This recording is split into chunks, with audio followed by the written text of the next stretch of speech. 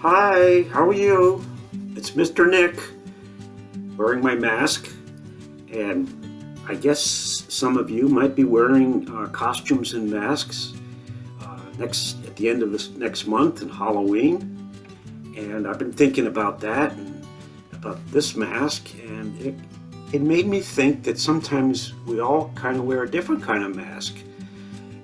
Because let's say, am I the same person in my house with my family as I am out in the neighborhood or at the store or at work? And for you, are you the same? Are you the same in your with your family as you are perhaps with your friends over at their house or playing outside in the playground? And I realize that sometimes we're not the same. We act a certain way with one set of friends or one place than we do in another place. And so that brings us to the story today, taken from the book of Daniel. You'll find it in the Old Testament. Daniel and his 3 friends were taken from Judah, from the city of Jerusalem, by the Babylonians back to Babylonia, under the orders of King Nebuchadnezzar. Say that fast, Nebuchadnezzar. And Nebuchadnezzar promised to take care of them, but he also required that they would change. They would change the foods they ate and how they worshiped God and so forth. Just as long as they did that, everything would be cool. Well, we're going to see today that Daniel and his 3 friends, by the way, they were given new names. Daniel was Belteshazzar, and his 3 friends were given new names: Shadrach, Meshach, and Abednego. And so let's see how they made out in this new country with the new rules. Would they be the same? Would they be the people that God had made, or would they change? So I'll see you right after we see the lesson today. And bye-bye.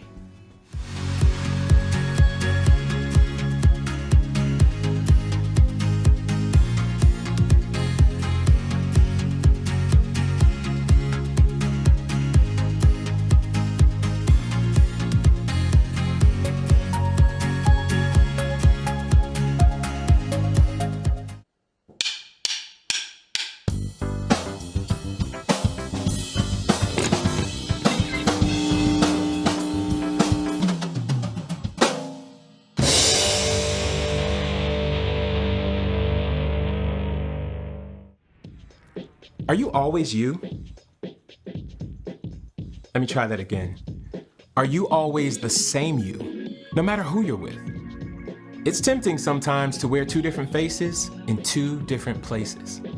You're polite to your teacher, but you snap at your mom. Or you answer every question in small group, but you don't speak up when a kid at school is being bullied. Or you're always careful with screen time at home, but at a friend's house, you visit websites your parents haven't okayed. You tell yourself you're not lying. Not really. Not with your mouth. But your actions say that you're 2 different people. Instead, you can choose to be truthful in all you say and do. Treat everyone with respect, not just the people who can help you. Choose to always obey your parents, even if they're not around. And if you love building epic Lego creations at home, don't pretend at school you don't like Legos because it might not be cool. When you choose to be the you that God made you to be, no matter where you are, others can see God at work in you. That's why integrity is an amazing way to worship God with your life. Because worship is about more than just singing loud. It's all about living loud.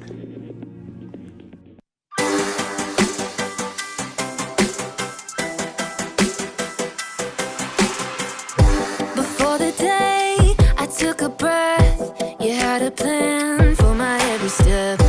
You promised to always be by my side. I believe that you are the way, you are the truth, you are the light. So I sing this to you. You keep your promises every day. I will believe in everything that you say. Yeah.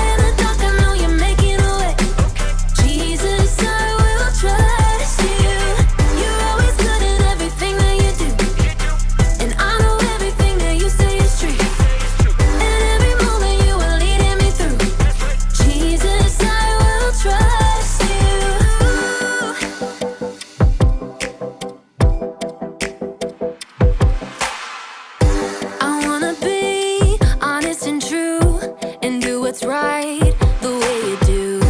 You're teaching me to take a stand and live for you, 'cause I believe that you are the way, you are the truth, you are the light, so I sing this to you.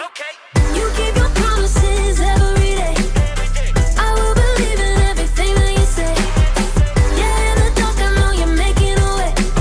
Jesus, I will trust you. You're always good in everything that you do, and I know everything that you say is true. And every moment you are leading me through.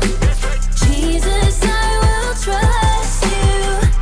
Even in the moments I feel alone, I know I can trust that you're working and holding my world in your hands.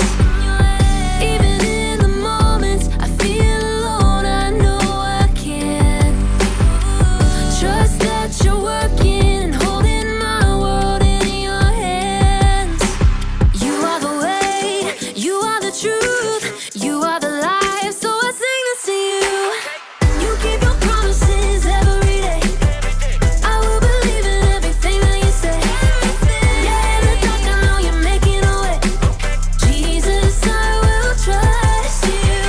You're always good in everything that you do, and I know everything that you say is true. And every moment you are leading me through. Jesus, I will trust you.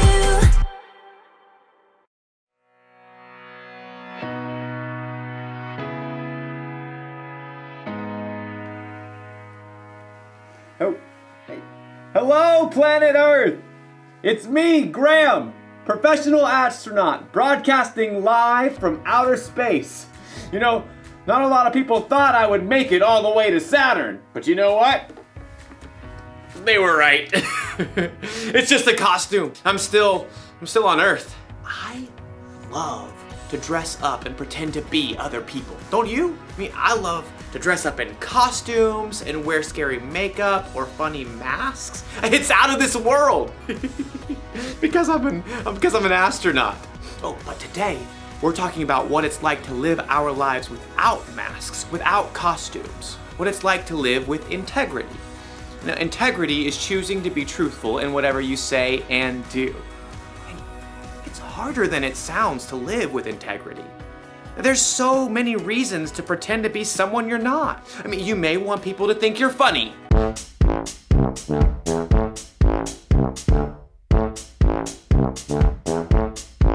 You may want your teachers to think that you're smart. E equals MC squared. The capital of Mongolia is Ulaanbaatar. A woodchuck can chuck 32 cords of wood. And you probably want your friends to think that you're cool. Cool kids still dress like this, right? See what I mean? It isn't always easy to just be true to who you are. In today's story, we'll learn about some guys who were under a lot of pressure to be like everybody else. We'll find out if they were able to stay true to who God made them to be. I'll be back in a minute. Instead of a minute, it's a moonit. Because I'm in space. Maybe I should dress up as the clown again. The Bible. It's 66 books of history, stories, letters, and poetry that fit together to form God's one big story. The epic adventure of how He created us and loves us so much that He made a way to rescue us. As we travel through the Bible, from Genesis to Revelation, we discover people who met God and found their lives changed forever. Now, for an amazing story, inspired by the book of Daniel. Chapter 1. Daniel was only a very young man when King Nebuchadnezzar of Babylon conquered the land of Judah. Nebuchadnezzar made sure that God's people wouldn't rebel by taking Daniel and other young men from royal families in Judah and marching them back to Babylon with him. Will we ever see our home again? Daniel's friends were just as scared and confused as he was. Where will we live? What will he do to us? I sure hope the food is decent. Daniel tried to reassure them as the imposing city gates rose ahead. God will be with us, whatever happens. The king chose the brightest and best young men from Judah and ordered that they receive special training. After 3 years, you will get to be very important and serve me. The chief official Ashpenaz took charge of Daniel and his friends. Tut tut. Those wishy-washy Hebrew names just won't do. You need new ones. New what? Names. Let's see. Daniel, we'll call you Belteshazzar. And you three will be Shadrach, Meshach, and Abednego. Are those names, or is he just sneezing? You'll learn our language, of course. And all the Babylonian writings? Daniel's heart sank as he realized what was happening. The king wanted Daniel and his friends to forget they were God's people. He wanted them to become Babylonians. But Abednego was worried about something else. Hey, I'm about to starve. Any way we can get a bite to eat? Right this way. Ashpenaz led Daniel and his friends to a big table set with mouth-watering foods. Steak. Or those Babylonian buffalo bites. The cake's got at least 9 layers. Only the best, straight from the king's table. Oh, the food smelled delicious. But Daniel pulled his friends aside. Guys, if this food is from the king's table, that means it's been offered to false gods first. Uh-oh, not good. Our new names and training are one thing, but if we eat this food, it's like we're saying we're okay with false gods. But we gotta eat something, man. We can ask for different food, simple stuff that hasn't been offered to the false gods. But that chocolate cake! Abednego! Okay.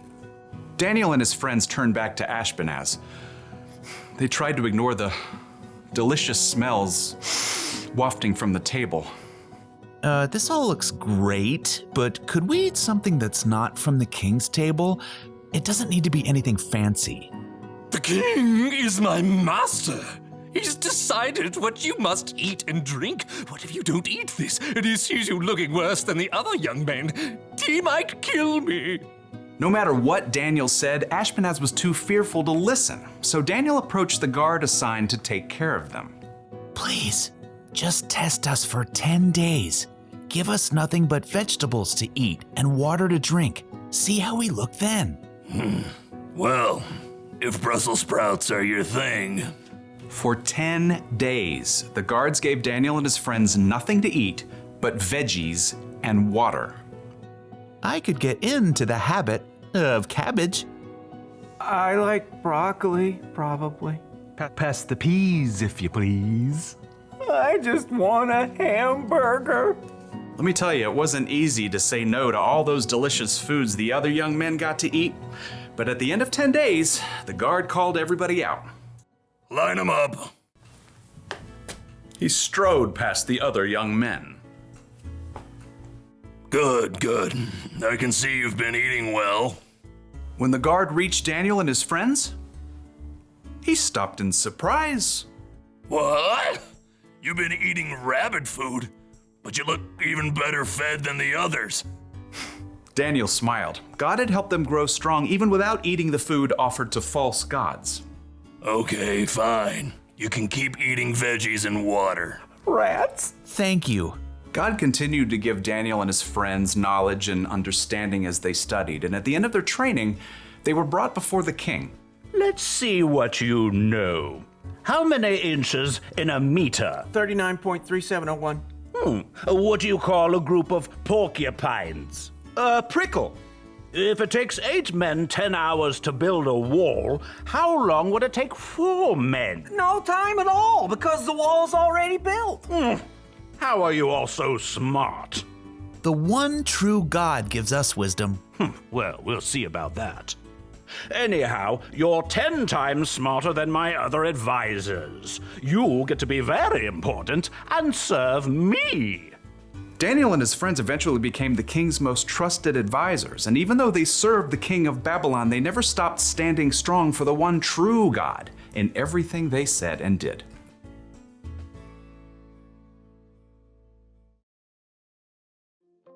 Okay, so Daniel and his friends were in a really bad situation. They were taken from their homes and they were forced to to be some king's servant. But even then, they chose to be true to themselves. They chose to live the way God wanted them to live.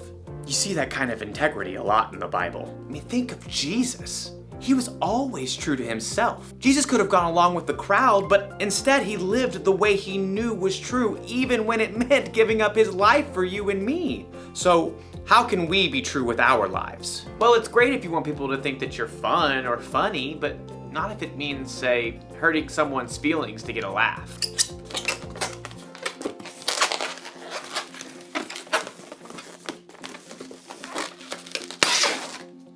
I have no idea how to make balloon animals. And being cool is cool, you know? But if you have to pretend to be something that you're not so people think that you're cool, that's not cool. Cool? What's another word for cool? So here's the one thing to remember today. Be truthful with your whole life. You can choose to be who God made you to be. I mean, to be honest and true in what you say and in what you do. Like I said before, it isn't always easy, so ask God for help. That's one small step for you, and one giant leap for integrity.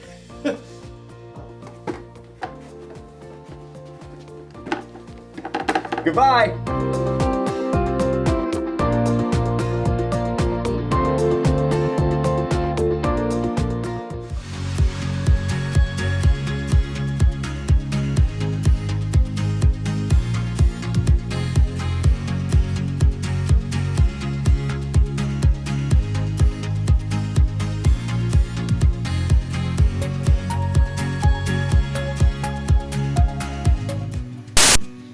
Are you back? Good to see you.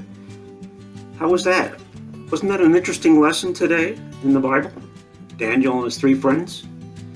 Well, did they change with the new rules by Nebuchadnezzar? I don't think they did. Daniel made sure that he and his friends did not change, and they were the people that God had made, the young men that God had made, and he stuck to what he believed, and so did his friends. And so they didn't change, and they were the same in Babylon as they were in Judah. So they showed what we call integrity. Integrity. That means that they were themselves, the people that God had made. And this is what God wants you and me to do, is to have integrity and don't pretend you're something with someone and then something with somebody else. He wants us to be free. He wants us to be us. He wants you to be you. So it was good being here together with you, and I hope to see you soon. I love that name, Abednego. Abednego. That's fun to say, isn't it?